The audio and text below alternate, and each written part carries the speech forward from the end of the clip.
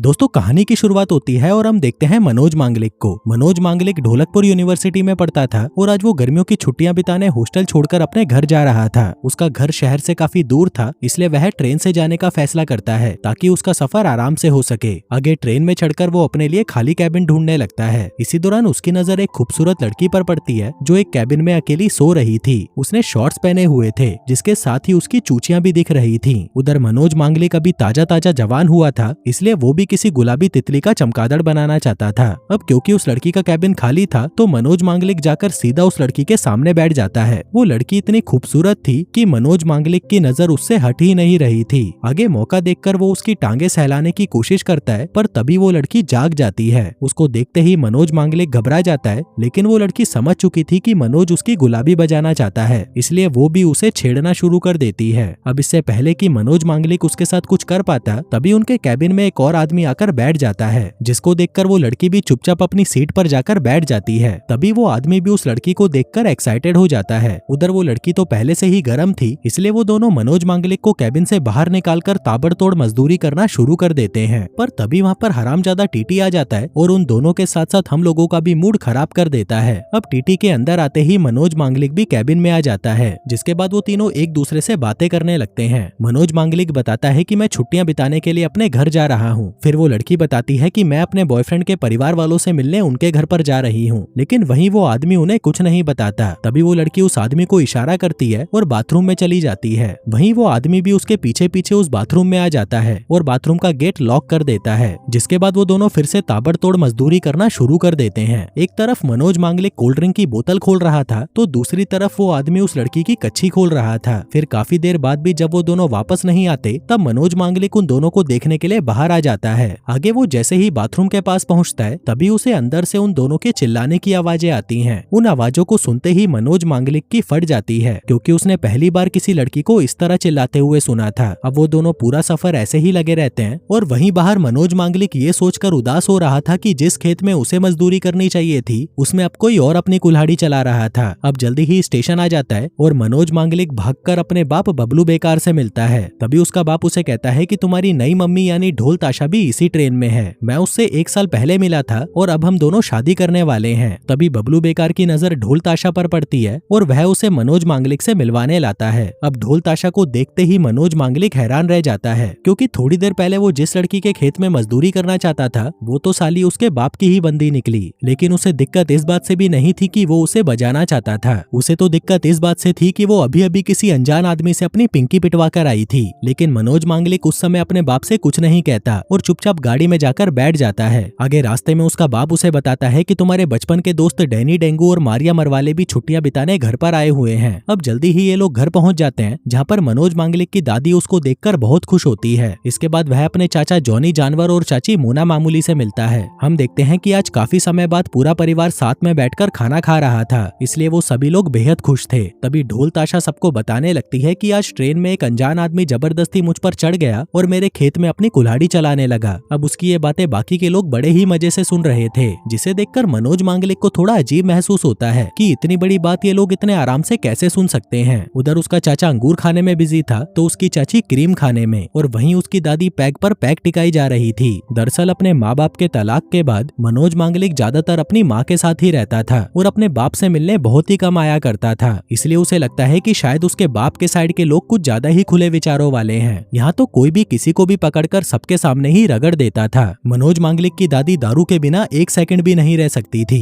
वहीं मनोज के चाचा जॉनी जानवर को पियानो बजाना बहुत पसंद था, इसलिए वह पियानो के साथ साथ कभी कभी अपनी नौकरानी को भी बजा दिया करता था। वहीं उसकी चाची मोना मामूली भी मौका देखकर नौकरानी को निचोड़ लिया करती थी। दरअसल उस नौकरानी का नाम शीला था, जो घर के कामों के साथ साथ सभी को मजे भी दिया करती थी। फिर शाम को जॉनी जानवर अपने कमरे में पियानो बजा रहा था और वहीं मोना भी पास में ही बैठी उसे देख रही थी। इसी दौरान शीला वहाँ पर केक लेकर आती है। अब शीला को देखकर मोना के दिमाग में कुछ खुराफात जागती है। वो उसे पकड़कर उसके चेहरे पर केक लगा देती है और फिर उसे चाटने लगती है। वहीं जॉनी जानवर भी उन दोनों को देख रहा था। तभी मोना शीला की तितली को सहलाने लगती है, जो देखकर जॉनी जानवर फटाफट अपना औजार बाहर निकाल लेता है। दरअसल उसे अपनी पत्नी को किसी और के साथ देखकर ज्यादा मजा आता था। फिर शाम को मनोज मांगलिक अपने परम मित्र डैनी डेंगू से मिलता है। अब वो दोनों पहले एक अश्लील फिल्म देखते हैं और फिर हाथ गाड़ी चलाने के बाद वो अपनी एक और दोस्त मारिया मरवाले के साथ बोटिंग पर जाते हैं। आगे वो तीनों एक दूसरे को बताने लगते हैं कि किसने कितनों का लिया है। मनोज मांगलिक कहता है कि मैं अभी तक पवित्र हूँ, जिस पर मारिया कहती है कि मैं भी,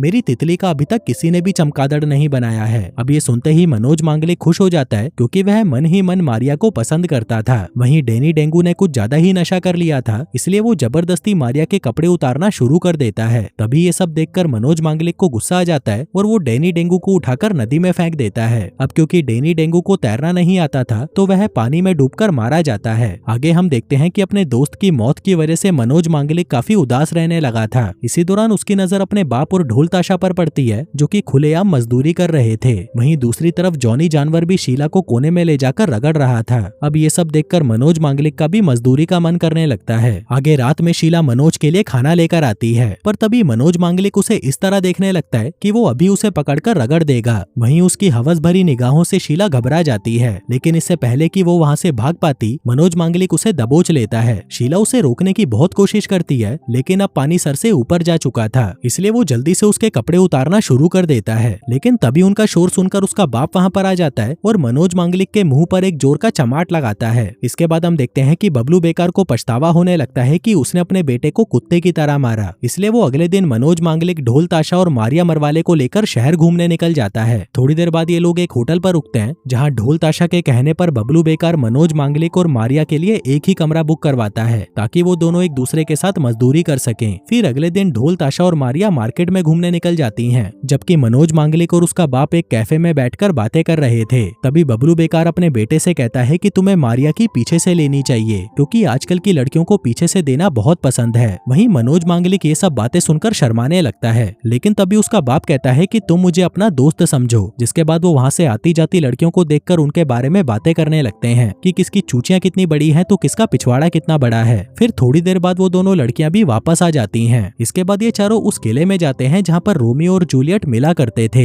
तभी मारिया वहाँ पर जूलियट की तरह एक्टिंग करने लगती है। दरअसल वो चाहती थी कि मनोज मांगलिक उसका रोमियो बने, लेकिन मनोज को ये सब पसंद नहीं था, इसलिए मारिया का दिल रखने के लिए बबलू बेकार रोमियो की तरह एक्टिंग करने लगता है। वहीं ढोल ताशा काफी थक चुकी थी, इसलिए वो बबलू बेकार से कहकर अपने होटल वापस चली जाती है। वहीं एक्टिंग करते करते मारिया और बबलू बेकार किले के अंदर चले जाते हैं, लेकिन बहुत देर बाद भी जब वो दोनों वापस बाहर नहीं आते, तो मनोज मांगलिक उन्हें देखने के लिए अंदर चला जाता है। किले के अंदर वो दोनों मस्ती कर रहे थे। वहीं मनोज मांगलिक को कुछ ठीक नहीं लगता, इसलिए वो उनका पीछा करने लगता है, लेकिन देखते ही देखते वो दोनों वहाँ से गायब हो जाते हैं। अब मनोज मांगलिक उन्हें ढूंढने की काफी कोशिश करता है, लेकिन उसे वो दोनों कहीं भी नजर नहीं आते। इसी दौरान उसे किसी के चिल्लाने की आवाजें सुनाई देती है। मनोज मांगलिक जब उन्हें देखने जाता है तो उसे पता चलता है कि ये आवाजें मारिया की हैं। दरअसल बबलू बेकार मारिया मरवाले के खेत में दबाकर मजदूरी कर रहा था। अब ये देखकर मनोज मांगलिक उदास हो जाता है कि जिससे उसने सच्चा प्यार किया वो साली धोखेबाज निकली। आगे मनोज रोते रोते अपने होटल वापस आ जाता है। वहीं ढोल ताशा ने उसे आते हुए देख लिया था।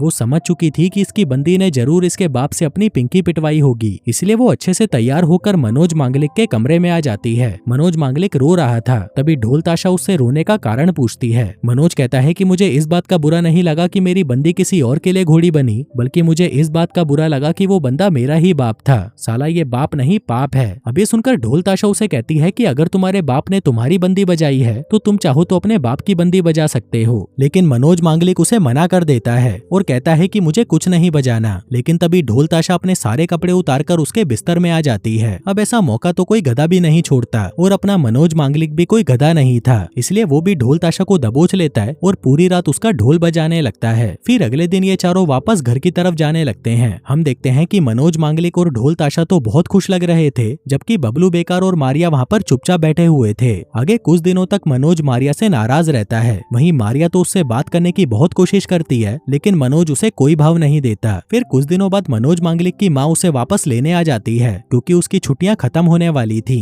दरअसल उसे इस घर का ऐसा माहौल पसंद नहीं था, और इसी वजह से ही उसने बबलू बेकार से तलाक भी लिया था, और वह मनोज मांगलिक को भी इस माहौल से दूर रखना चाहती थी। लेकिन बबलू बेकार अपने बेटे को अपने पास ही रखना चाहता था। वहीं दूसरी तरफ मारिया लगातार मनोज मांगलिक को मनाने की कोशिश करने लगती है, लेकिन मनोज उससे अभी भी नाराज था, इसलिए खेल के बहाने वो उसे मारने लगता है। अब इस सबसे परेशान होकर मारिया उससे पूछ ही लेती है कि तुम मेरे से नाराज क्यों हो, लेकिन मनोज उसे कोई जवाब नहीं देता, जिसके बाद वो उसे वहीं पर दबोच लेता है और उसके साथ मजदूरी करने लगता है। आगे अपना गुस्सा शांत करके जब वो दोनों वापस घर की तरफ जा रहे थे, तभी अपनी माँ की आवाजें सुनकर मनोज समझ जाता है कि उसकी माँ उसे लेने आई है। उधर मारिया की छुट्टी छुट्टियां भी खत्म होने वाली थी, इसलिए वो मनोज से फिर से मिलने का वादा करती है और कहती है कि अगली बार तुम जैसे चाहो वैसे मेरी ले सकते हो, जो कहकर वो वहाँ से चली जाती है। वहीं मनोज मांगलिक भी वापस अपने घर चला जाता है और दोस्तों इसी के साथ ही ये कहानी यहीं खत्म हो जाती है।